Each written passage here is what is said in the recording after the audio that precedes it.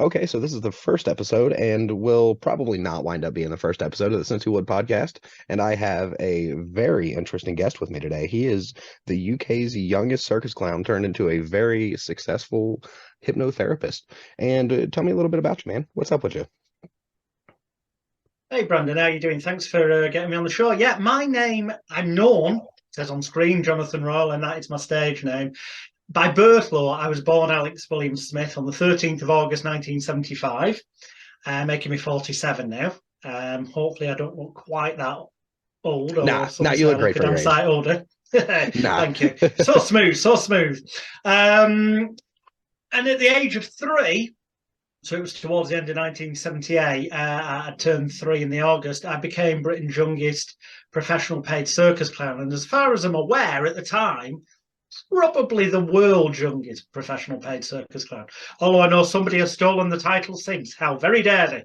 How dare they? And really angry about that. No, I'm not. But I started out as I started out as a clown. I didn't have much choice in the matter. It's not like I kind of wanted to be as such. It's that I was born on the circus, and it was tradition to do that.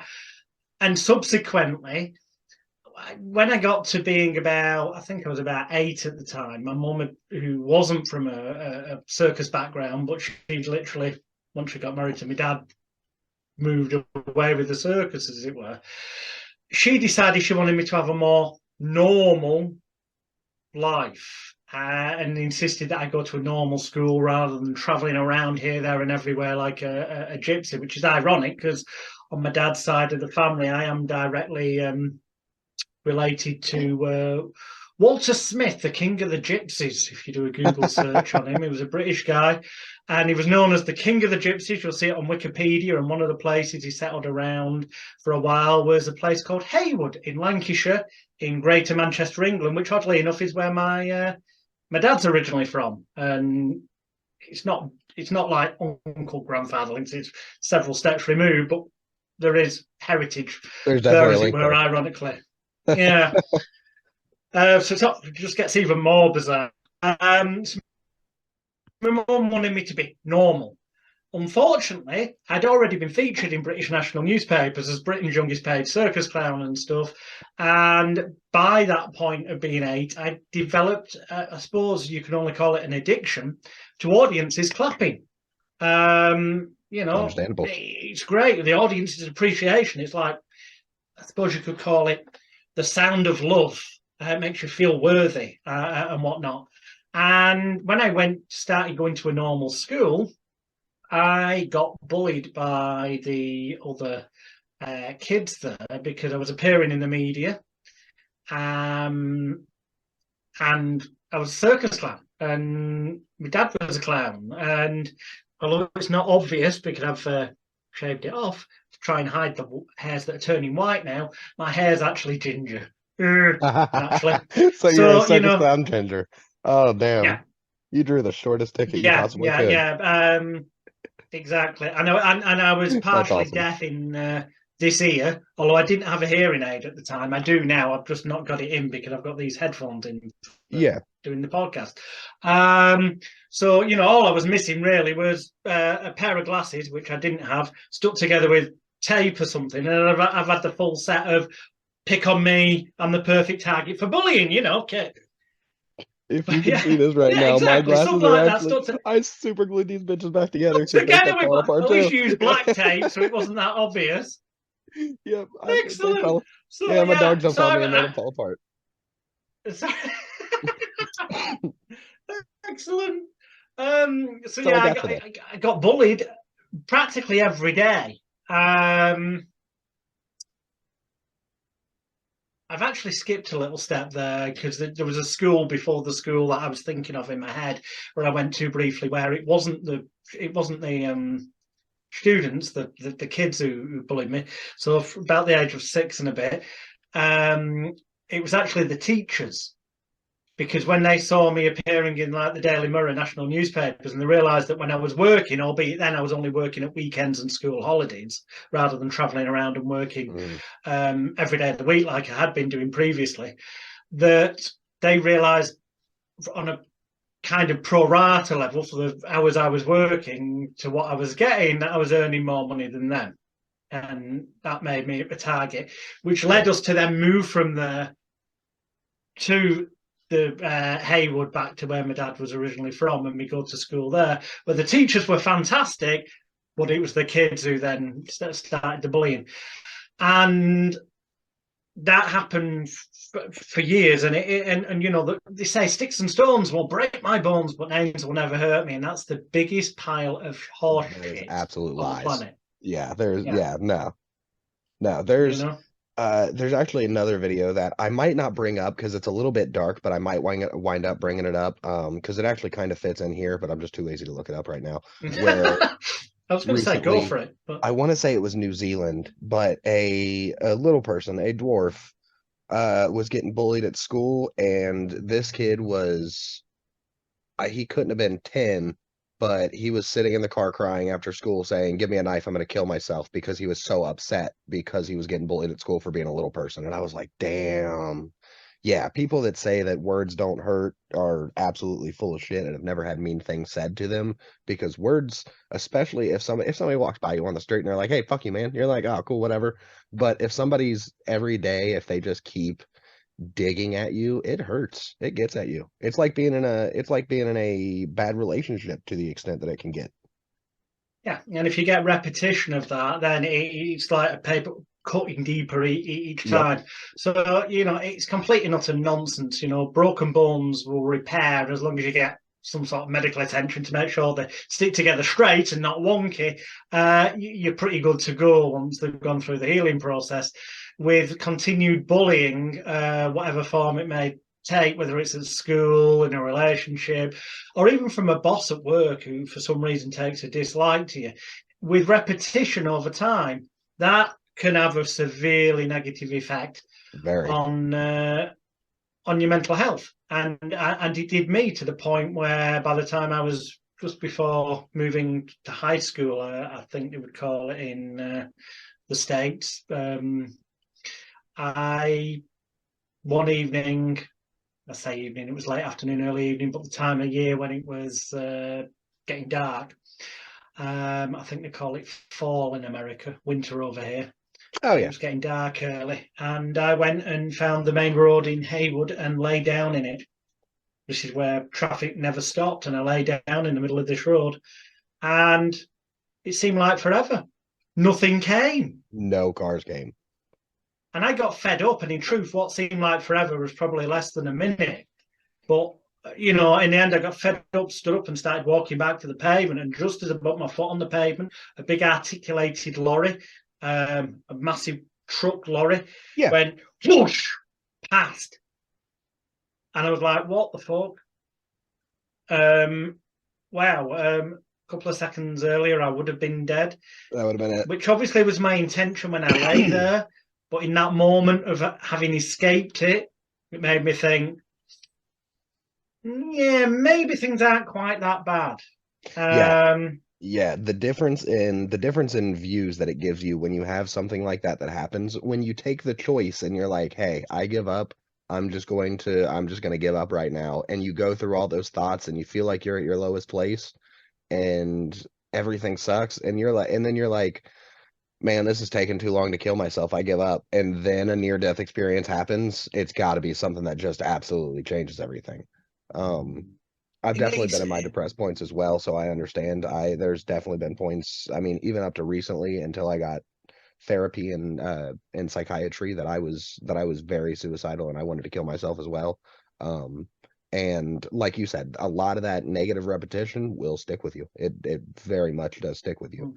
It's the same as if you're driving a car and you hit the same pothole every day. If you hit that same pothole with the same part of your car every day, that part's going to wear out faster. It's just facts. So if you're getting all that negative energy thrown at you every day, and it's just because it's not physical, even though it's just coming through your ears, it's still all hitting that same spot every day. Oh, too right. And the thing is that you know, this goes in, and you may start to get consciously a little bit, shall we say, kind of trying to ignore it or brush it off. But through that repetition, it goes past what is known as the critical faculty analytical area of the mind that's supposed to be this gatekeeper to protect you, and it ends up getting into your unconscious, your subconscious, or as it's also called, your imagination, where it can take root, and then it can just grow off in all manner of directions, because our unconscious is kind of like a playful child. And you know, especially if this happens to you when you're young, and by young I mean sort of before before puberty, before teenage years, we kind of get locked mentally into that state, believe it or not. And so those, although consciously you go, well, yeah, those things happened when I was young, but they don't affect me now. Well, the thing is, they don't affect the conscious adult you, but they do affect the mini you mind that's still running in your personal desktop computer. And until such times as you, I hate to use winky wanky arty farty tree hugging new agey sound winky wanky terms, but until you kind of realize that, embrace that, accept that, and do something to work through some kind of healing process to help the inner child of you, that metaphoric frozen in time state, to heal and understand what went on doesn't have to affect that childlike state anymore. Until you go through some kind of process like that, it's always going to be trying to pull you back, and in some way it's going to be affecting you still in your adult life. Yeah, I know exactly what you're saying. I actually have something very similar, well, not very similar in regards to situation, but I had something similar that happened to me that is always eating at me. I was actually molested when I was a kid. I didn't realize that I was being molested because, let's see, from the ages of roughly 7 to 12, we actually lived in that house for longer than that, but the ages of 7 to 12, these neighbors moved in, and he was about 5 years older than me. So in my head, I didn't think like we would. I don't know if it's the same saying in Britain, but they have a saying, "Boys will be boys," where boys just kind of, it's kind of a weird thing that kids do, but kids will just kind of, jack off together and explore each other's bodies and a bunch of weird stuff like that that kids do. That it's weird, but it's to an extent normal. They, But they do have that kind of saying here in England, yeah. yeah, But the little boys will be boys thing, exactly. However, this went past that in the sense that he was doing a lot of weird stuff. Like this dude was, let's see, I would have been by the end of it, he was 16 or so, and I was 11 because he was my older sister's age. He was actually in my older sister's grade, and by the end of it, I the entire time hadn't thought anything of it, was just thinking it was just a normal thing. But the entire time he was also going to school and church to become a pastor. And I was like, okay, cool, man, that's all cool. And didn't think anything of it until it finally hit me literally this year, or well, not this year because it's 2023 now, but in 2022 it finally hit me. I was like, oh shit, I was molested. That wasn't supposed to be happening. It's not like he was my age and when it was like boys will be boys. He was doing some very uncomfortable things. Like it was not nearly as up and up as I thought it was, and it took me until 27 to realize that. And then randomly it hit me one day and I was like, "Oh shit, I was molested." And then I went straight from that to I've had a very sexual life in the sense that I went straight from literally getting molested to at 13 I was dating a 17-year-old, and then she turned 18 and I kept dating her, and we still had a sexual relationship all the way up until she graduated high school. Um, so I think so to what you said, very much so. Enough of that weird repetition will turn into a normal thing. If it's not fostered and helped to grow into a positive thing, it very well can grow into a negative thing. It is definitely something that you've got to work towards and look into. It's something that you can't be. It's not like you stub your toe and you can just walk around and say everything's fine, because it's no, not. I don't want to call it PTSD, because PTSD it has more of a physical response and whatnot as well, but it is a very small form of PTSD. So I completely understand what you're saying, and that and I don't think that I don't want to say that it happens more nowadays to kids. I think it happens just as much as it always has. I think the internet being about has just made it to where more people hear about it. I think kids. I certainly would agree that more people hear about it. I think more people get caught out doing things that they shouldn't be doing. Yep. Thank God for that. Because, Yes. I mean, because Jeffrey Epstein, Stein, however you pronounce his bloody name, prime example. Just whoa, Yeah. it's a bloody good job these things are getting found out. There is an argument and some evidence to suggest that normalization of violence, of sexual abuse through, films and computer games and such, to some people, and the emphasis has to be on some people, probably yeah. already with some kind of mental As somebody with imbalance bipolar, anyway, yep, I perhaps understand. could be influenced to be more likely to do something that would have possibly remained they thought about it but didn't do it. It might tip them over the edge. But I don't think, it's not going to take somebody with no thought whatsoever and pull them over that fence of negativity. They're kind of going to already have to be on the negative side already. And now that you mention it, you are right. There is a lot more violence that is what I don't want to say widespread, but a lot more violence that is in TV shows and movies and everything else. In the most popular Marvel movies now, there are characters dying, there is things like that. Whereas back in the day, that didn't happen. Like, and if you wanted to go see blood on a screen, you had to pay and get that specific ticket and go to that specific place. Whereas now you're 3 clicks away from watching somebody get shot on the internet if you want to. It's crazy. It's happening on purpose, Law, I would argue, because in 2019, I released a documentary called Extreme Danger, Extreme Hypnosis, which anyone can go and watch for free now. It used to be on sale on Amazon Video on Demand, but it's now free on my Celebrity Hypnotist YouTube channel. And in that just short of 2-hour documentary, I go into how hypnosis and mind control is being used in all areas of our life. So education, politics, sporting arena, to sell us stuff, but also just to control humanity by the powers that be. And one of the things amongst that is the fact that films, television shows, and stuff that's put forward, whether even everyday so-called news through the mass media, they sensationalize it and inject elements that are scary and to cause fear, which can stand for false evidence appearing real or false evidence against reality, but it's to put fear into people. So psychologically, they're getting an overload, sensory overload of fear inputs from all different areas of their life, which causes confusion and disorientation. Why is this going on in the world?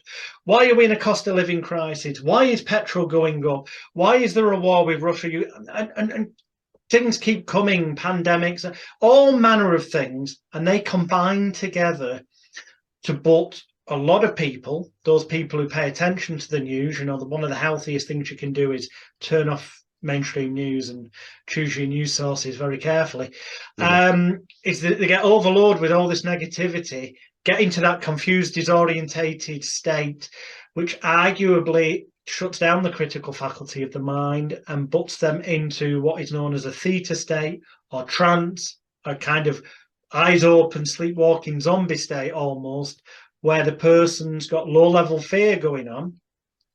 They're not even aware of it, but because of this, their eyes are suddenly closed, however awake they physically are. They're closed metaphorically to opportunities in the world, to what's really going on, to the fact the freedoms are being taken away, to the fact that follow the money. People who are bringing in these laws and whatever, oh, look, if you do investigation, there's a financial motive to it, to them.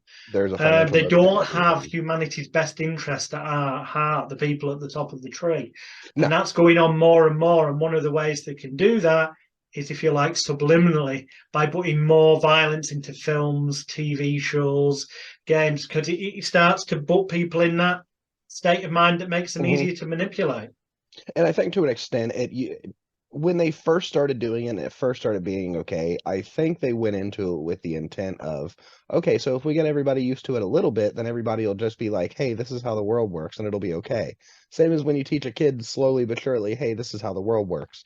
But instead of teaching us this is how the world works, they went from everything was cut to slowly but surely we've been drip fed into now everybody's terrified of everything all the time. There was no real time reference where everybody wasn't scared. Like, I don't know, for us it was like pre 9/11 because Yeah. pre 9/11 everything here was chill. You could hop on an airplane with a gun if you wanted to. It was crazy. But now it's an absolute, it almost feels like a whole different world became because of 9/11. Um And I'll say, yeah, you're but right. Yeah, I mean, arguably it was. That was one major land point, but yeah, major that almost seems like where it boom as quick as switches. that. Yep. And then as soon as 9/11 happened and it happened on live TV, all of a sudden, very quickly, they started letting everything else out too. And then we were in a war and everything else. And like you said, a lot of it is fear-based. A lot of it, especially in the US, a lot of it is very fear-based. Either channel that you watch, whether you're watching CNN, Fox, MSNBC, whatever the rest of them are, they are all very fear-based. There isn't even an undertone of news to it like you would expect there to be. Every news story that they bring out now has an undertone of fear. And that's Oh, excuse me, got a horrible burp. And that's partially what made me want to bring forth this podcast, was because I want to be able to bring news and talk to people and everything without there being that undertone of fear. I don't want everybody to be scared of everything because the world is going to shit, but your I only think what options. people need to remember is there's always going to be people trying to put the fear of God into people, Exactly. as it Before the were. internet, it was religion. But one key thing that people need to remember, and in my work doing hypnotherapy, helping people, which I got involved in as a way of seeking out the sick mind fraud, as I call him, or Sigmund Freud, Sigmund once Freud, yeah. said something along the lines of most therapists are merely people searching for answers to their own problems. And that's how I started out, because I wanted to overcome the state of mind and depression and short-term addiction that I had to alcohol and cocaine and cigarettes and sex and gambling, but not on a massive level with the gambling. And I got over all of them through what gets labeled as hypnosis, effectively reprogramming that personal laptop computer and helping heal that metaphoric inner child so that Hmm. it could let go of any self-blame, shame, guilt, or regret that was being carried around inside and weighing weighing me down, as it were. And this applies to everyone. It just manifests differently. Some people manifest as the negativity, manifest as a Hmm. habit or addictions. For others, it can be what appears to be healthy, but it's still potentially negative for them, like going to the gym obsessively way too much to the point where they push themselves to a heart attack. It can manifest in all many different ways, Hmm. balance, as it were. And yeah, when it comes to the media and stuff, there's a saying that if it bleeds, it leads, and it's the industry term for basically the more horrific, atrocious, painful, or scare-inducing the story or headline is or can be, the bigger it gets featured on the front page or inside, or the more airtime it gets. Yep. And you have to ask yourself, why is that? What's their agenda? What do they have to gain? Because if you Exactly. look, the world's media is owned, the vast majority of it, like 95% of the world's media is owned by 4 or 5 main people and companies.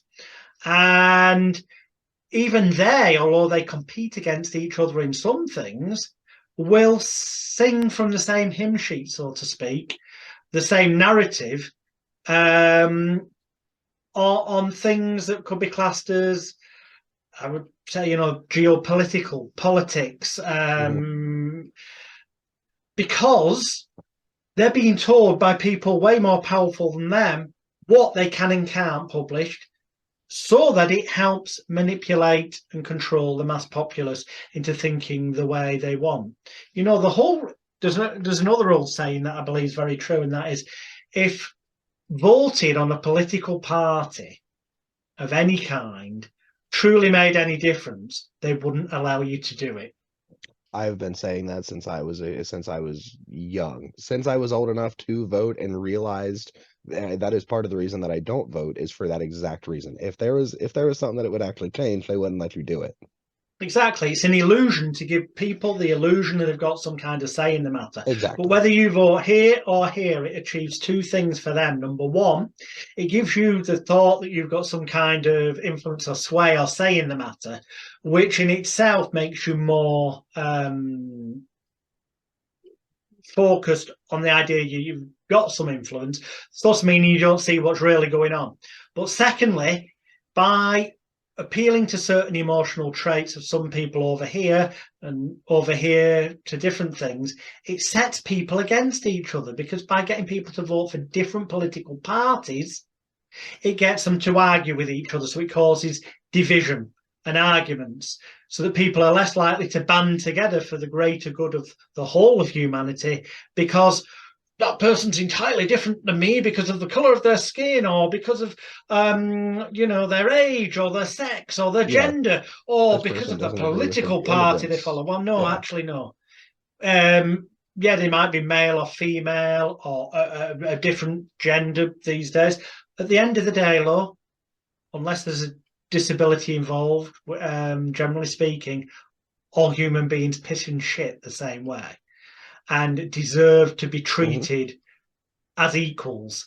And if the powers that be helped encourage everyone to get on and treat each other as equals, rather than you either believe in this or you're over it, and encouraging division and argument, which is what politics does, and is what religion does as well. I know there'll be a lot of people screaming at the screen going, "Oh, Jonathan Royle, hypnotist, how dare you?" But if that fucking upset you, what will really upset you is that on my website, magicalguru.com, in the shop, I have a product called the Bible, God and Hypnotism, which fully goes into the fact that God is just a construct that was invented to manipulate people. And the biggest cause of war in the world and death, sadly, has been religion. Yeah, absolutely. You are 100% correct. Yep, I agree with you 100%. And that's coming from somebody with a whole different background across the pond from Southern Ohio. I completely agree, and I completely see it the same way. Yeah, it's always been manipulation by the higher ups. It's just been different ways that they did it. Before, they were able to do it with fear and without putting out any information. You needed to follow the word of God, and that was the only word that you needed, and any other information was blasphemy. But now they've switched it up. Now any information that you get from another news source is blasphemy. However, you can take in as much horrible news from them as possible, and it's absolutely okay. They want to keep you as filled in as possible and keep you as full as possible of their information, so that, like you said, that repetition becomes what you think is fact, and then you go to everybody else and you're spewing your facts, and everybody else is like, dude, you're a moron. And it's scaringly easy for them to manipulate people, so especially with the resources that they've got and whatnot. Let's try a little experiment, Brandon. Okay, now with this little experiment, I'm going to ask you a few questions in a minute. When I do, don't let your head rule your heart. Go with your instinct, the first thing that jumps into your head. As long as you do that, there's more chance of this working for me. It's not guaranteed, though, because it's an experiment. So it might go wrong. Hey, who knows? I'm going to hold these in full view with their backs to you. I have got a few rather big playing cards. That's why if I show you, they're almost as big as my head. But that's got nothing to do with it. They're just big and easy to see on screen. What I'd like you to do is imagine that I'm now handing you through the screen a deck of invisible playing cards. So take them off me. Gotcha. Excellent. Now, if you will just take those cards, give them a shuffle. Take them out of the box first. Well, all I've got to vape. Okay, there are your card back, sir. Okay. Now you shuffled them. You've got them there. What I would like you to do is and it'll only take a few seconds because obviously they're magically invisible cards. But I'd like you to, and don't mind if I say random things along the way, it'll make more sense later, that this gem can be, right, I know. I want you to, in your left hand, okay, but all the number cards, and in your right hand, but all the picture cards. So the jacks, queens, kings, and aces, we kind of call them the high cards. And then the 2, 3, 4, 5, 6, 7, 8, 9, 10 in your other hand, and hold them up in front of the screen so that people can see. Actually, if you give me about 2 more seconds, give me just a second here. I can actually get playing cards to do this with. Give me just a second here. Oh, God. Oh, Jesus. This was not the pack of playing cards that I should have grabbed. This is about to be a very offensive pack of playing cards. The only ones that I have are Iraq's most wanted. It could actually take you quite a while with real playing cards. So you know what? Don't bother. Well, we'll just do it. Yeah. Just go with the invisible ones, okay? Yep. Put your hand in the air that is holding the. You've got picture cards in what the hand the vape is. Or picture cards in that hand, and the number cards are in the vape hand. Yeah. Yep. Okay. Which of those, if you had to choose one, would you name out loud right now? I think I'd go like Queen of Hearts probably. Of the number cards or of the picture. Okay, you've named one, the Queen of Hearts. Okay. Yep, Queen of Hearts. You can throw all the cards away now. Queen of Hearts is what we've not set anything up, have we? Nope. No, good. Because I'd forgotten if we had. No, seriously, love viewers at home, we haven't set anything up, otherwise this is completely pointless. In advance, I took these cards, here's the thing. And I turn one card. No shit. The other way around in there. And I want to just stand so that the camera can see that. Yeah, that is the Queen of Hearts. Now, I was very confident that you'd end up picking the Queen of Hearts. And the reason I was confident, if people play this video back, they'll get a chance to see that I talked at various points during the interview prior to us doing this about don't let your head rule your heart. Go with that first thing that you feel. And when I said it, I was pointing towards the heart area. And I raised my voice tone at certain points when I said picture cards as opposed to number cards. It's what they call an embedded command. All these little different suggestions, which now that I'm making comment of it, and people know that Brandon ended up picking the Queen of Hearts, which is what I predicted. Crazy. When you go back and watch it, you'll see that I said things in a manner where I was emphasising hearts, picture cards, Queen and whatnot. And that's why I could be so confident that you picked the Queen of Hearts, hence I gave it the only one with the red back. The only one with the red back. I could be really confident that I just had all the other ones completely blank. If you had to pick the Queen of Hearts. And you did. No way. You worked wonderfully with that. And that's just something simple we did across the screen. Can you imagine what organisations with multi-millions, well, billions, trillions of pounds available to them that control the mass media can do in terms of controlling your minds subliminally? It is truly it's, I'm not quite sure what happened. It randomly absolutely just cut off on me and was like, hey, you're done. It's probably time limit because you've been on, Yeah, okay. I got a new one started though. Part 1 to part 2. Yeah, I'll have to scoot it together a little bit. But back to what we were saying. Yeah, like you said, people don't realize that there is definitely there's a very you forget that this has been edited together from part 1 to 2, viewers. There you go. Totally seamless. It's totally seamless. Nothing ever happened. Yeah, that's absolutely crazy that you had the Queen of Hearts picked out. Man, and right there that proves it, that it's that if you do the right things, if you say the right things, that it can definitely wind up where you want it to go. I mean, we can try something else if you want with everyone, not just you, but also everyone who's watching can interact with this. I will say first, from a legal standpoint, if you're epileptic or suffering from any clinical depression or anything like that, you shouldn't participate in this. If you're in England anyway, because there's laws in England about it, but there isn't in some other places in the world, but just Just no. The point being, if in doubt, don't take part, and certainly don't take part if you're driving or operating machinery or making your dinner with knives and watching the screen at the same time. Don't do it if it could be dangerous in any manner. Simple as that. Okay, with that said, if for some reason your computer was suddenly to turn off or your electronic device partway through this experiment, you will instantly be wide awake, you will instantly be fully alert, and you'll instantly be able to go about your normal everyday business and life in a completely normal manner with no side effects whatsoever.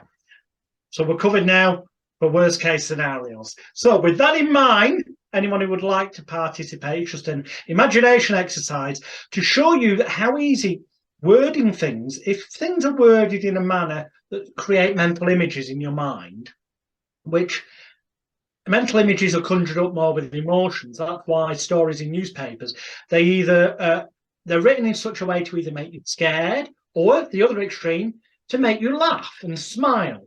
It's because they want to conjure up an emotion in you, because that feeling then generates mental imagery, and mental imagery kind of plants root seeds in your mind, your laptop computer, and grows, and they can manipulate that. Now, we're not doing anything here to manipulate. This is just to give you an example of how powerful your mind can be. If you choose to resist this, then I tell you now, you'll just be wasting my time, your time, and everyone else's time. But for those that want to take this seriously, it'll give you an awesome idea of how powerful your own minds are. So with that said, what I'd like you to do is place your hands out in front of you like so. Okay.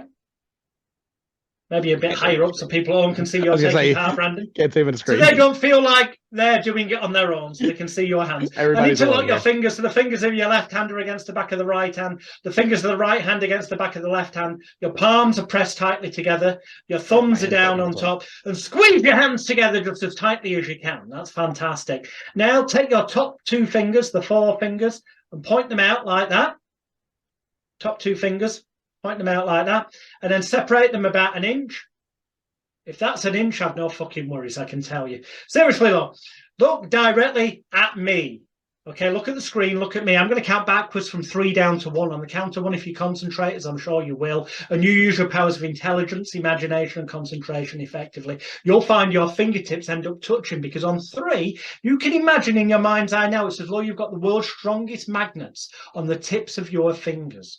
And if you imagine that and use your powers of intelligence, imagination, and concentration effectively, you find that your fingertips start to draw together, pull together, getting closer and closer with every breath you take, every noise you hear, every word I say, and every thought you think. And on the count of 2, it's almost as if someone's taken a piece of rope and they're placing that rope around your fingers and then tying a knot around your fingers, so it pulls. As that knot tightens, it pulls your fingertips closer and closer and closer together with every breath you take, every noise you hear, every word I say, and every thought you think. And on 1 right now, look at your fingertips, you notice they're touching, and if they're not touching, they've got a damn sight closer than they were before, getting closer and closer and closer together. And that's between it. If I was in the room with you, we could do way more. But here's the thing. Ooh, you can separate your hands now. I can feel it. Yeah, I can feel exactly what you're saying. But you can separate your hands now. Just give them a shake so you're all back to normal. It's odd. The power of the mind is odd. And some of it's genuine. That's genuine. You experience it for real. Some of it that gets purported out there in the world is fake. For example, the vast majority, and the reason I say the vast majority of psychics and people like that are fake is because I've yet to meet more than a handful of people where I've not been able to explain what they do. And I do know 1 or 2 that I've met and I've witnessed things, and at the moment, I still can't explain how they did what they did. But that in and of itself doesn't mean they've got some extrasensory perception ability. No. All it may mean is that they've taken their normal abilities and rehearsed and practiced and honed them to be able to use them to a level that is extra, higher, better than me, so that they were able to do something that I, at that moment, couldn't perceive. A great example is, I'm sure you've probably heard of Uri Geller, the I haven't actually. Oh, one of the most famous psychics in history. I find it odd you've not heard of him. If I was to say to you, he's better known for making spoons and Okay. forks bend. You know the guy? Okay. I know exactly what you're talking about. I He just couldn't rubs put a them and then name they to the bend. face. Yeah. Yeah. Well, Uri Geller, I met him once. Yeah. He rubbed his neck. His head fell off. Could have been worse. Could have been worse. Think about it. There's a knob gap there, but never mind. Seriously, look, the point is he claims, and he's known worldwide to apparently have this ability to take metal objects such as spoons, which, you know what, just to make this for a few moments clearer for everyone, I'm going to turn off my virtual background so that we'll put it back on after because it looks nicer then. But that way the spoons don't disappear into the background. You can definitely see that all we've got is two solid spoons. Now, I currently am wearing a jumper that's there we go. Just pull that. Oh, I want to make this as clear as possible. Hand A and B. A, B. Pick one. The one you pick will be yours. B.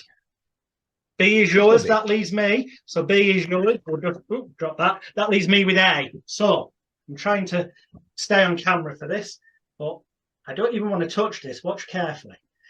I want everyone to focus the colour red towards the screen. Imagine the colour red and warmth. And what's going to happen is this, hopefully, slowly. In fact, if we bring that in even closer to the camera, it might become visible that as you concentrate, it should start to look as though it's starting to. Yeah, I can see it too. Yeah. It's starting to, we're only using one little finger there, so it's starting to bend more and more and more. That's getting all excited. In fact, if we just take it there, I want people to see this real close. No shit. You see it's bending more and more and more. With the power of your mind, as you focus that energy at the screen, let's go for a real, let's see if we can get this to really bend. 3, 2, 1, now! Yeah! And it just sort of melts over like that, and there you go. It's one hell of a, well, it's considerably It's bent. It is bent. Mind over matter. If you don't mind, I don't matter. Seriously, I mean, do I have some special gift? No. I tell you, that was trickery. I'm not saying that's the way Uri Geller does it, but what I am going to say is this. I'm yet to meet anyone who does anything with metal objects or psychically that I cannot, with the very rare exceptions, duplicate. So don't be conned, you know, into things. And, you know, there'll be somebody at home now going, but Jonathan, Uri Geller didn't just make things bend, he made them melt with the power of his mind. And it's true, he did. And here's, but again, A or B? A or B? Pick one.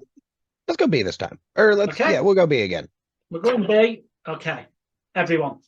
I want you to focus on the spoon. Remember, he had a free choice, but this is what we're going with. Think of the colour red.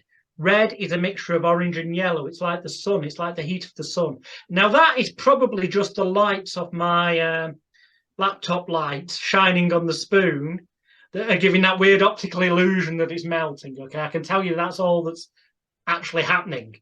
So that's one little weird way the mind plays tricks on each other. But if we just get still in one spot and you really concentrate heat, what starts to happen is it starts to look as though this starts to get a little bit plasticky, and it starts to kind of melt and bend as you concentrate on it getting hotter and warmer.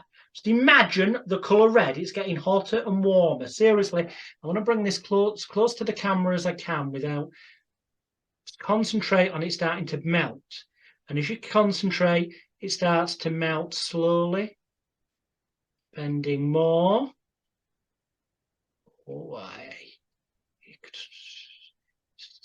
Kind of getting like liquid metal. Away, that's it. And there it goes. And there it goes. The power of the mind.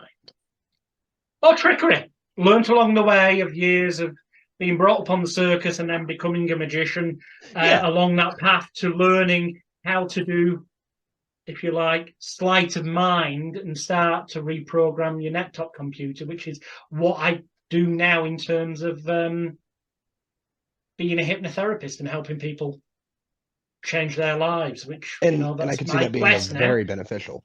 That is my quest, is to help the world, hence, virtual backgrounds. Oh, there we go. It's there. But what I haven't done is clicked, get this, mirror. So if we do that, everyone should now be able to see Hypnosis. That's my latest book. It's available on Amazon and all major bookstores. It is quite a substantial book. There's also QR codes galore in here, which you can scan with your device, and they take you to interactive videos online. This retails at £14.70 United Kingdom sterling, which is currently 17 United States dollars. And I promise you, it's the most useful self-help book you could ever get, because it will teach you the exact techniques that hypnotherapists who are at the top of their game would normally charge you hundreds and hundreds of dollars for a session for, but it'll teach you how to use them on yourself, so it doesn't cost you anything. But if you don't feel like doing it on yourself, don't worry, because I've recorded virtual interactive sessions, made them into interactive videos, and supply you with QR codes inside the book where you can get long distance free treatment from me to overcome your habits, addictions, fears and phobias, to deal with long-term pain issues, to deal with anxiety attacks, panic attacks, you name it, from A through to Z. This book truly can help you change your life for the better. Which reminds me, where before allegedly the video stopped recording and had to be edited together, or did it? We were talking about you've got to live in the moment. And that's a big part of this book. It gives you techniques to be able to do that, because the powers that be want you to be in fear of what may happen in the future, or they want you to live in a sense of self-blame, shame, guilt, and regret of what did or didn't happen in the past. Both of these together mean that you're not living in the here and now. You're not fully enjoying your life as you could do. Hence these two cliches. But both of them are very true. One is that yesterday is a bit like money and finance. Yesterday is a cancelled check. Tomorrow is just a promissory note. But today is cash. So spend it wisely. Or a different version of that is that yesterday is history. Tomorrow is the future, is a mystery. We haven't got a clue what's going to happen. But today is the greatest gift of all. That's why it's called the present. And these cliched New Agers, one truth that they do, that when you live in the moment, people breathe all the time without thinking about it. But when you become more conscious, I don't mean, obsessive compulsive disorder about it, but when you become something, if you in a stressful situation, if you consciously think, hang on, I'll take a few nice deep breaths in through my nose, out through my mouth, in through the nose, out through the mouth, and you do a few of them, not tons of them, otherwise you might end up hyperventilating, just a few. Yeah. It gets that stale air out of your body, and it helps reoxygenate your bloodstream, and it helps you calm down in that moment, focus on the moment, and overcome the stress or the worry or the anxiety that may have hit you in that moment, so that you can deal with it more effectively. Because all at the root of what people label as depression is the fact that they're living in the past. They're living with a sense of self-blame, shame, guilt, and regret of what they hadn't done or what happened to them. Or it's all things that happened in the past that can't be changed. The only way it can be changed is to go into your personal neck-top computer. This book teaches you how, and reprogram it so you can delete the negative files that are there and input, if you like, mental antivirus software for the brain. Mm-hmm. So you can do things like we spoke about, going in there to the metaphoric inner child and say to them, it's okay, it wasn't your fault. You don't come here, have a metaphorical hug. You are loved, you are worthy. And when the metaphoric inner child feels this can be an emotional process to do on yourself, the way it's described in the book. And it's quite common that people, have an emotional release and cry, but they feel like it's actually feeling like you're being made to feel whole again, like a gap's being filled I know up exactly with that feeling you're talking about. in a kind of strength. And that is what this book is all about, giving you the ability to do for yourself, so that you can leave behind that self-blame, shame, guilt, and regret of the past, which is the root cause of all depression, living in the past. And it will also help you to stop living in fear, because all anxiety and panic, obsessive compulsive disorders at heart can also be about, well, if I don't do X, then Y could happen in the future. Well, you don't know. And the fact is, it hasn't happened before. But just saying that consciously isn't enough. Rational thought isn't enough to stop these things. You've got to go in and stop the computer program from running that's making them happen in the first place, which again requires healing that inner child and using the techniques that you can learn in Shitnosis, which will help you get over the shit in your life and get your shit together. If you're easily offended, literally fuck off, because it's also going to teach you the fully unconscious conditioning knowledge therapy, honoring absolute transformation, which stands for it. Because that's what metaphorically I'm about, helping you to say fuck that to what's held you back in the past, to cut the ties with those self-blame, shame, guilt, and regret, and to overcome and live in the moment so you're not living in fear, so that you're not then going to suffer from anxiety or panic or whatever, what the future may hold, because you will then be in control and able to sculpt your future rather than letting the powers that be or other people around you influence, control, and manipulate you into living the life they want you to live rather than the life you deserve to live. Yeah, very much so. But along with that, I will also say that if you do get the book, which I also very much plan to get the book and read it myself, because I'm interested to see I want to see what it'll do for you if you also have mental disorders. Because I've got, let me see here. If I can list it out, I've got a long, stupid list that the doctors obviously tell you that nobody ever knows what any of it means. I've got bipolar, ADHD, ADD, ODD. Do you believe you've got them? I honestly don't believe. I believe I have bipolar, but that's the end of it. It's mostly. Why do you believe that, and what does that belief mean to you? Because here's the thing, right? That I'm not sure of. DSM-5. That was a rhetoric question. You don't even need to answer it. DSM-5, the Diagnostic and Statistical Manual of Mental Illness and Disease, or DSM-5 for short, is a book that a committee sit down and they vote on new labels for what the mass populace perceive to be mental illnesses or disorders, and they literally vote on it. And if you buy, and the way to look at it, they invent ones arguably, and the thing is, if you get a copy of DSM-1 secondhand on Amazon and buy a copy of number 2, number 3, number 4, and we're now on number 5, or go to the library so it doesn't cost you anything. Otherwise, this is a monumental waste of money to just prove what I'm about to tell you is true. From one edition to the next, not only do they invent new labels for people to justify being able to prescribe them drugs that make massive profits. And remember, DSM-5 is linked to the American Psychological Association. I do believe, off the top of my head. That would make very much sense to me. I'm pretty certain. You can check on that. Anyway, the point is there is profit in prescribing drugs. And what does DSM-5 do? It labels things that quite often are normal human feelings and labels them in a manner to say that this means you've got some disorder or disease. And therefore, because of this, you need to be medicated with XYZ drug, which means that doctors can make money, the medical companies can make money. Follow the money. The thing is this: it's okay to feel shit now and again. What's not okay is to feel shit all the time. Okay? That's where mine steps in. I definitely noticed the mood changes. Is it because have you become really good at it? That's the thing. Have you, through repetition, been told that you've got a disorder, when you feel shit, rather than approaching it from, okay, what can we do so I feel better?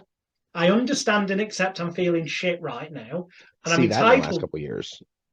Excellent. Good. That in the Right. last couple of years is finally where I've woken up and I've gone, actually mostly the last couple of Excellent. years when I realized that I was molested also was me going, wait a second, this is all a lot of stuff coming in, but I'm not putting anything out of my own that I'm, that I'm producing feelings wise. All the feelings that I'm getting are feelings that are being thrown at me that I'm supposed to just accept when I can make some feelings of my own and I can have my own feelings on things. And doing that has also given me that other perspective of, like you said, to take control of things. Yeah. Started to take control of things. And now that you're saying it, man, I don't know if bipolar very much, I don't know if I believe in it or not, because it's just a label.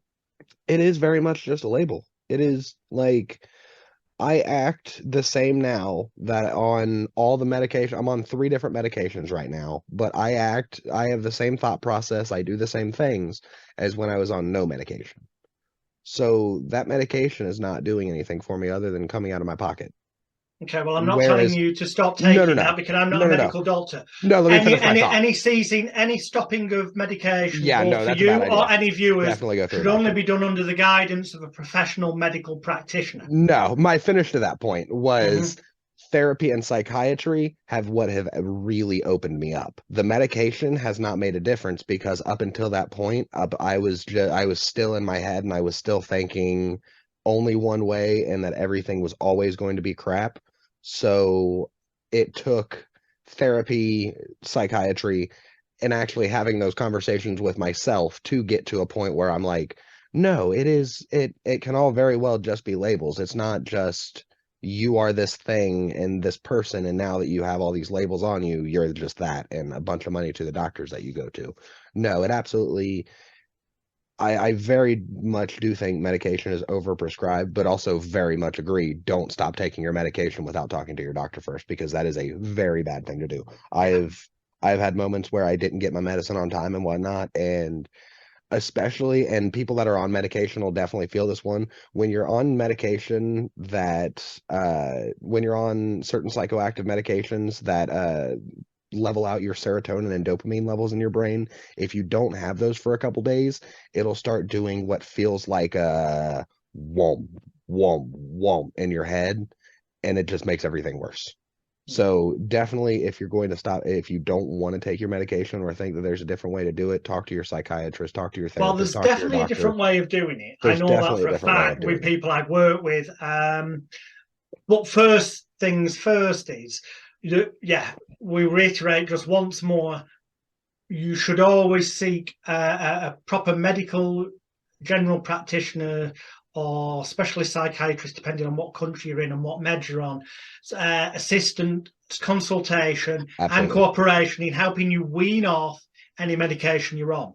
Now, you can replace that medication with, if you're lucky enough to have a medical professional who is encouraging and positive about complementary and holistic approaches, you can tell them, look, I want to use mind power.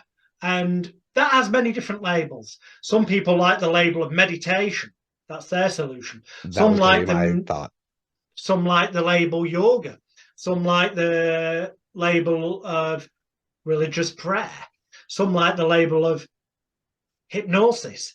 Other people want to think outside the box and might prefer shitnosis, which is really only meditation techniques, hypnotherapy techniques, NLP techniques, given different labels to make it more palatable to a different area of people who might not consider those things.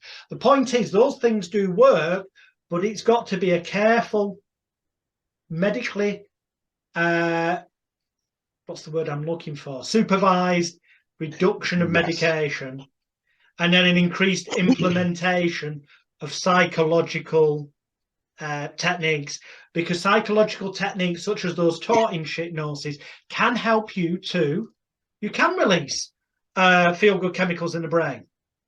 You know, I do a thing Yes. called Hypno High, which is using hypnosis to help you feel the same way as you would if you took cocaine or other upper type drugs. And that is one of the ways I got myself off my cocaine dependency when I was a teenager, I'll was hit you up for that one. substituting cocaine for feeling good in the head, but without the side effects of becoming a complete and utter arsehole. And also the side effects of spending too much money or potentially killing myself. What You if I know? do if I'm already an asshole though? Is Well, there I can't hypnotherapy work for that? miracles, I'm afraid. Shit. No, Okay, it you was worth know. a shot. Yeah, which is fantastic that you were able to use it and get yourself off of cocaine as well. Because man, that is definitely something that can drag you down very easily. My sister, as far as I know, she still is, but my sister has been on heroin for the past, I don't know, 6 years now. Um, I'll have to get into that story on a whole other thing because she's a whole mess. But she's basically been on heroin for Right. seven I years, six or promise 7 years you, now. it sounds shamelessly like a book plug, but in this book, the first chapter of this, sorry, I'm just trying to find No, it go so I ahead. can. Do what you got to do. The first chapter actually is a whole comedy thing about how there's different types of shits in the world.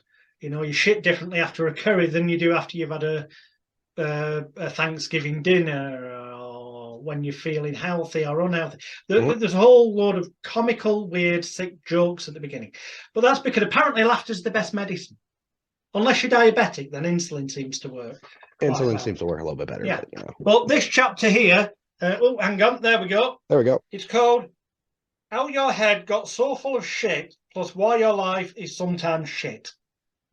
And in a nutshell, albeit that this has got a much better description of this, and there's QR codes in there to a couple of hours long video. That's a life-changing video in itself, because it'll give you an understanding of why the way you felt certain ways in your life before, so that you don't have to feel that way if you don't want to in the future. Yeah.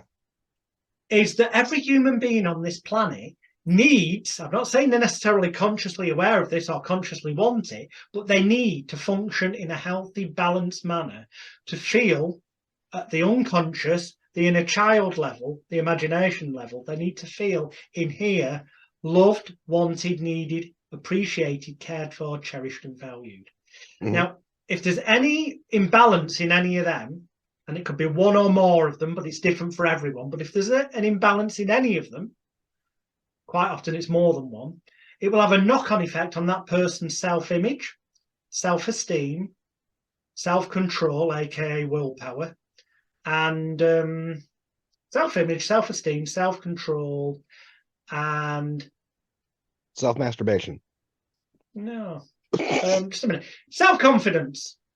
That was it. Self-confidence, self-image, self-esteem, and self-control.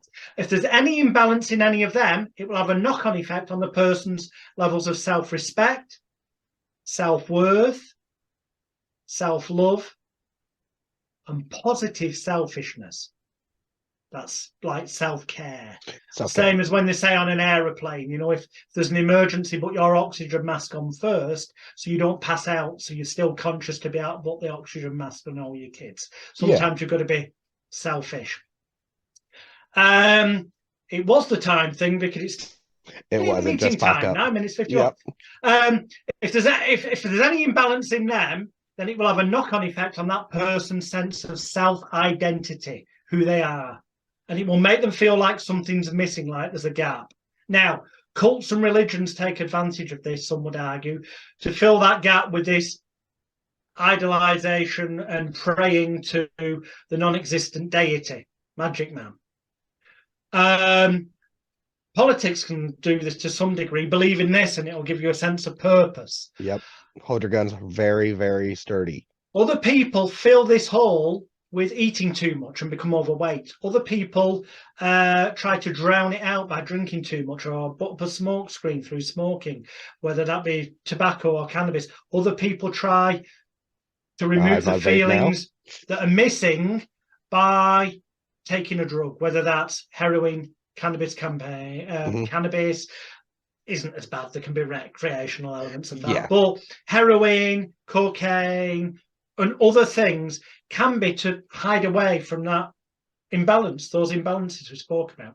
And what this book does is show you ways, without the need for any drugs, without the need of ever spending any more money, because any resources are included with the QR codes, the virtual sessions, to reprogram your personal laptop computer so that you do feel fully loved, wanted, needed, appreciated, cared for, cherished, and valued. Which, when you feel those fully, you feel it inside. It actually doesn't have to have any basis in reality, by the way. You could be a complete loner in life through personal choice, complete introvert who wants to remain that way. But if you can make your inner child and your imagination feel loved, wanted, needed, appreciated, cared for, cherished, and valued, then it's going to boost up your self-confidence, self-image, self-esteem, and self-control. And that in turn will boost up your self-worth, your self-respect, your self-love, and self-worth, respect, love, and confidence. Whatever the other one was. Play it back. I've had a mental block. You know what? Why don't I? I wrote the book. While we're here. Well, we're here. Why don't I, rather than confusing myself, because otherwise it's a mouthful, just literally say to you what it is? Well, it is those things. No, I can't even find it in my own book. The point is, when you balance those things out, change them around from what they once were, okay? So that's it. Self-worth, self-love, self-respect, and positive selfishness. And then that will have the knock-on effect of increasing your positive self-identity. So where in the past, where there was that gap, where you felt negativity, trapped, worthless, like a failure, angry, resentful, or frightened, it bangs the other way and it makes you feel positive, personal freedom, positive self-worth, success, courage, achievement, happiness. It is literally about, it's like rewiring a plug that's not working properly, changing the wires around so it does work. Like switching your life, your freedom and happiness back on. And that is what Hypnosis is all about.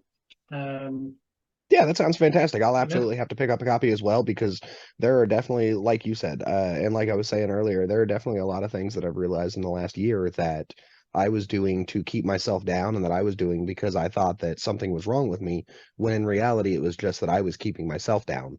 And I was always having the thought process that it was going to be a bad day, it was going to be a bad life, when you've got to be able to change your internal thought process to a point where you're looking at the day, and even if something happens to you, you've got to be able to get through it and think, well, just because one bad thing happened doesn't mean it's going to be a bad life. Sometimes shit just happens. Exactly. Hence I called this Hypnosis, because Sometimes shit just happens. And the key is to learn how to handle that shit, how to get over that shit. Yes. And that shit's still going to stink for a little while. Yep. But what metaphorical mind tools, if you like, mental air freshener can you use to help that stink go away quicker so you can get on with life? That's what it's all about. Exactly. Yeah, I'll definitely have to grab a copy as well, because that sounds fantastic. I don't know if you want to. We've got a little bit of time left here. We got like 5 minutes left until it resets. I don't know how long you want to go, because I'm not going to bother editing it. It's been a fantastic interview. Just going to literally. I'm going to put it together. Effortlessly glean them together. Yeah. It's going to not be edited at all, because there's no edit. Brilliant, man. It doesn't need it. That's the thing. No. Sometimes people try. We live in a world where people look at Instagram and other social media platforms. A lot of young lads do, and even older. It's not just about. It doesn't matter what age, sadly. I know people think it's just the girls and the women, but men do as well. We're living in increasing social pressure where, we need to look like that person, or we're made to feel bad because we compare ourselves too much. Society conditions you to compare yourself to other people. And the only person on the planet you should be comparing yourself to? Yourself. You, as you were yesterday. How can you live a better life today? How can you live in the moment more today? How can you deal with the shit that may come your way today better than you may have done yesterday? And when you start to kind of think of it that way and only compete with yourself, then you know what? That relieves a lot of pressure. If you've only got yourself to compete with, it's a lot easier to deal with one person. And here's the thing, the one person you're dealing with, deep down, wants you to succeed. Whereas Yes. the other people in the world, some of them won't want you to succeed. So fuck it. Get over that shit, ignore that shit, and concentrate on your own shit. Yeah, and like you said, when you were talking about wanting to kill yourself and laying down on the road, it is the body doesn't want to die. Your mind doesn't want to die. No. Everybody, and even people that have killed themselves. Actually, speaking of people that have tried to kill themselves, my cousin on Christmas Eve tried to OD, and this actually comes back to, yeah, I know. She's got some of the same, I want to say, issues that I do, but she needs that help cleaning things up, but currently is closed down to cleaning them up. But she got drunk and took a handful of pills and was just thinking, nope, this is it. And then before she passed out, she had that thought of, oh shit, what did I do? And I think a lot of people, and I think most people, have that thought. No matter how bad things are, it's not that you want to stop living because of them. It's just that you don't want to be in this spot right now. Exactly. It's Consciously, more in of an, that moment, you might think you want to stop living and end it all. But the thing is this, there's been people who jumped out of like skyscrapers and yep. miraculously survived. Not many, most ended up dead. But the ones who miraculously survived said what caused them to jump out the skyscraper window, many floors up, is the fact that they felt they couldn't, everything was wrong in the world. They felt bad. Some of them said they were walking around with all these feelings of self-blame, shame, guilt, and regret, or they'd fucked something up, or a relationship had ended, or the business had gone bankrupt. So many different things that it caused them to feel the only escape was to end it all, and they jumped out. And of those that miraculously survived, pretty much all of them, if you go searching on the internet, agreed on one key thing. The moment they'd gone through the window and they're starting their descent, they realized they only had one problem. One problem, only one in the entire world. And that problem was that they just jumped out of a fucking skyscraper window. Yeah. And were heading towards the floor. However bad things may seem in the moment right now, I promise you, I guarantee you, that ending it all is never the solution. Never. Because A, that takes away your opportunity for living life to the full, which you can do. It might not seem like it right now, but you can in the future. It takes away those opportunities if you're feeling fantastic, getting that pat on the back and people going, hey, well done for winning that award, or well done for getting that new job, or well done for writing that book, or whatever other achievement, because you're capable of anything when you set your mind to it. And, Hypnosis will help you take your head, clear it of the shit, and focus on positive shit for the future. If you keep doing what you've always done, though, you'll keep getting what you've always got. To experience positive change, you've got to actually make some form of change. That can be as simple as starting to change the way you think. And that may be something you have to rehearse and do each day, because on the first day it's really hard, but the next day it becomes that bit easier.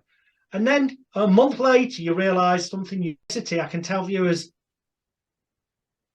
Oh, whoops, sorry, clicked the button. My bad, go ahead. Oh, that's just started recording. Were we not recording this bit before? I don't know, let's just talk a little bit more and we'll edit it all together. Right. In which case, right, come back. So we're back again. If you keep doing what you've always done, you'll keep getting what you've always got. So you've got to make a change. And as you've said, Brandon, that's what you've done. You've started to focus on positive things. Yeah. You started to get a change. And in that regard, I mean, sort of final plug, but the book Hypnosis, one key thing about this is there is not a Mark II book. There will not be a Hypnosis book 2. I hate the idea of all these gurus out there who bring out self-help book after self-help book. If what they were teaching you worked, then you wouldn't need a bloody second book. They get people addicted to buying book after book. Yep, I don't want that. My thought. There is one book. There will not be another one. This book, because of the QR codes in it, these things, taking you to virtual online treatment sessions and stuff, you don't ever need anything else. You don't need anything. It's all in here so that you can get life. And it's literally 17 United States dollars or £14.70 sterling. Available on Amazon or from all major book retailers. And if you want to learn anything else, well, there's nothing to learn self-help wise. It's all in this book. So there's no upsell.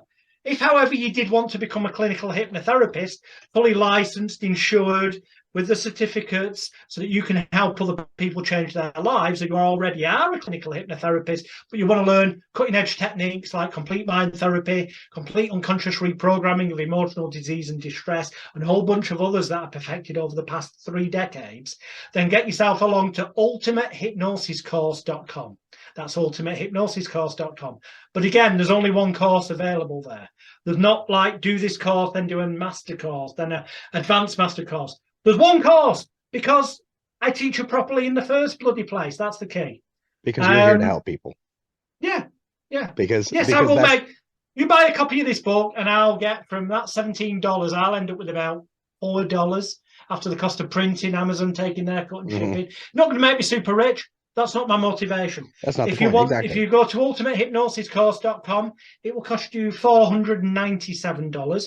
That's $3 short of $500 to become a multi-certified mind therapy practitioner. Other people charge tens of thousands of dollars for the same Very training. much so. And we'll continue making you get courses and everything else. Yes. You can spend less than $500 at ultimatehypnosiscourse.com, get all the qualifications you need, all the business building tools you need to actually be able to go out there and be earning hundreds of dollars an hour, helping people positively transform their lives. And there's never any upsell afterwards, because I earn enough from it as it is to be happy with my life. That why should I don't want to rip people off. I want to encourage people to get out there who might not be able to afford to do it otherwise. And that's the difference between that I've seen with you and a lot of the more popular, self-help and all of this things is they're doing multiple books and these courses that go along with these books and everything else that they're doing, but it's a system that you have to keep doing. It's almost something to keep you in that loop. It's almost like you're watching Oprah every day to keep you in that loop so that you keep thinking, I have to have this so that I can continue to do better. When realistically, in your book, it's all one book. It's all right there. It is all, how can I make myself do better rather than how can I keep relying on these other things to make me do better, which I think is fantastic. As we said before, the only person you should compete with is yourself, being the best possible you each day. There's things out there like Alcoholics Anonymous, Gamblers Anonymous, Narcotics Anonymous. They have what they call 13-step programs, and they're about making you dependent on the meetings and the group. On the self-help side of it. Because you identify as being a recovering alcoholic. You're never recovered. Sorry, no. If you're currently an alcoholic, if it's at a severe level, you may want proper medical practitioner intervention as well to help you wean yourself off, because just stopping fully can be dangerous. Okay. Yes. Always seek professional medical advice in conjunction with using the contents of this book. Don't use this book instead of, use it in conjunction with, okay? But then you don't need 13-step plans. You become dependent on one thing only. You and your positive ability to keep feeding positive software into your personal desktop computer. And you only need one book for that, this one. Please, if you do nothing else seeing this video on YouTube or wherever it may be, or the audio recording, share it and encourage people to get a copy of Shitnosis. Not because I want, don't get me wrong, I'd love it if 10 million people bought this book, because I'd end up with about $40 million. No, yeah, $4 a book, 10 million people, $40 million. Of course I'd love that.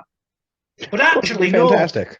No. The bigger thing is that it would mean that those 10 million people would have the ultimate self-help book, never have to invest any more money. All they'd have to invest then is something that's free. A bit of their time each day to pay attention to themselves and realize they are worthwhile. You are worthwhile. You can achieve anything when you set your mind to it. It's just you've not necessarily been shown the ways to clear out the negative shit, to help that inner child to heal, to let go of all that negative self-blame, shame, guilt, and regret of the past, and to put into place those positive things for the future that can be laughter-filled, joy-filled, happiness-filled, and success-filled.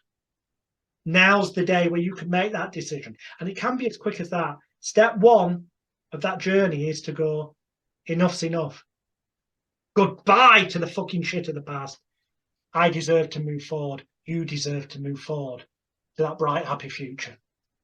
Yeah, exactly. And I very much appreciate that you're doing it to help, not just to get your foot in the door and get your money like a lot of the other people are. Like I said, I like a lot that you're doing it to actually be beneficial to the community, and that your success is based off of you helping people, not you making $1 million and buying a boat.